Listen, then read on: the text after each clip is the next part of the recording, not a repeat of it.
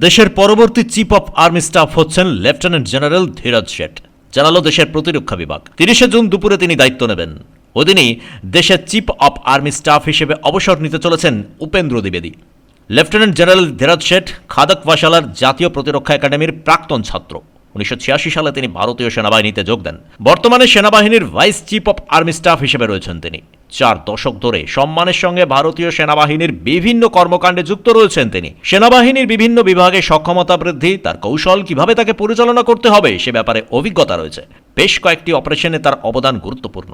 সেনাবাহিনীর একজন আধিকারিক হিসেবে মরু অঞ্চলে তার অপারেশনাল মুভমেন্ট তাকে কেন্দ্রীয় সরকারের সুনজরে আনে। রাজস্থান, জম্মু কাশ্মীরে বেশ কিছু অপারেশনে উল্লেখযোগ্য ভূমিকা গ্রহণ করেছেন তিনি। একই সঙ্গে দক্ষিণ পশ্চিম ভারতেও বেশ কিছু অপারেশনে তার ভূমিকা ছিল উল্লেখ করার মতো। সাউথ ওয়েস্টার্ন কমান্ড ও সাদার্ন কমান্ড দুটি বিভাগের দায়িত্ব ছিলেন তিনি। আর্মি হেডকোয়ার্টার তার ভূমিকায় খুশি, তাই দেশের পরবর্তী চিফ অফ আর্মি স্টাফ হিসেবে বেছে নেওয়া হয়েছে লেফটেন্যান্ট জেনারেল ধীরজ শেঠকে। ব্যুরো রিপোর্ট, পূবের কলম ডিজিটাল।